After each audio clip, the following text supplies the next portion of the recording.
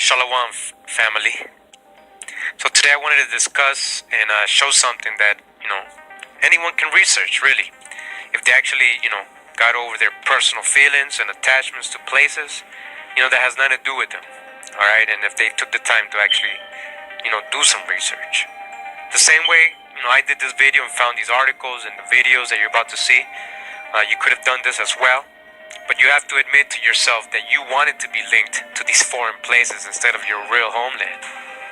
Now you would assume that, this video is directed to all the Pan-Africans out there, like Jabari, Garfield, S.A. Nader, and all the rest of them, pushing these false African heritage and all these DNA tests. That's what they claim is the only real truth, right? We're about to show you what this truth is, right? But unfortunately, and I'm very disappointed to say, it also goes to some of our indigenous family in our very own so-called aboriginal community.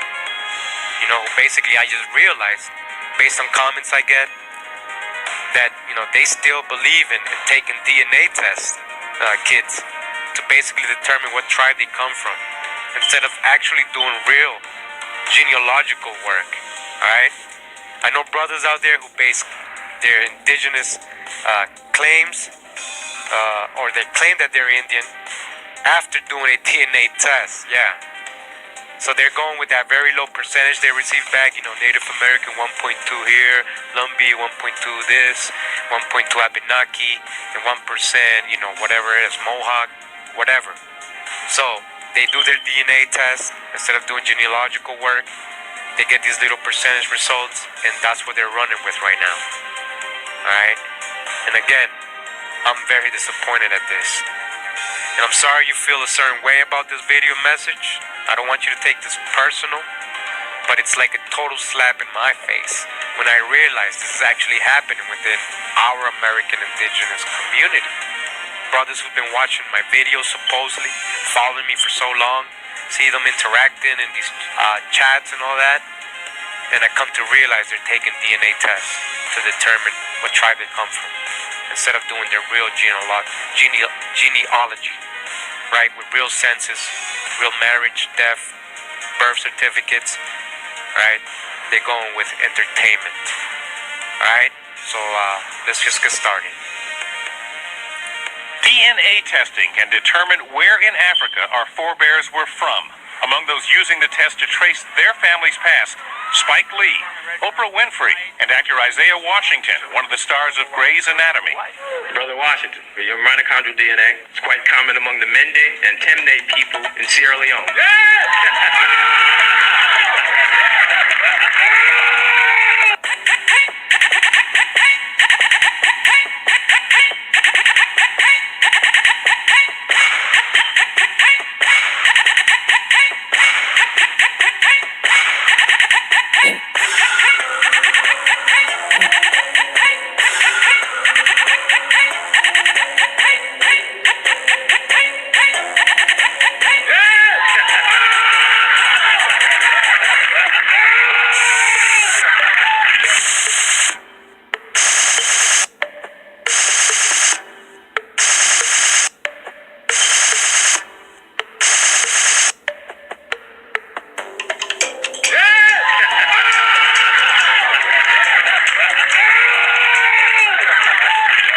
Different sets of results? Hi. Hello, Dr. Gravel. Welcome to the lab. Nice to meet you. He is a population geneticist at McGill University in Montreal. Last time you saw your DNA, I'm guessing it was in a little tube like this. I spit in quite a few of those, That's yes. right. So once you send those to the companies, they'll take your saliva, they clean it up, they will break down the cells so they can free the DNA, and then clean the DNA, break it into small pieces, and then they lay it out on one of these chips here. So if we look at that chip, will my spit on this chip tell me that definitively I am Italian or definitively I'm from wherever? No.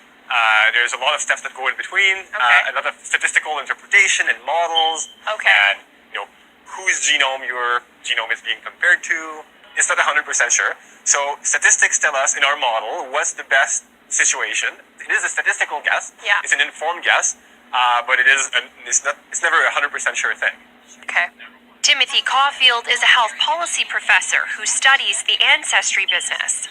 It's an exciting story, right? It's about you, right? And so I get why they're doing it, but is it really what's happening?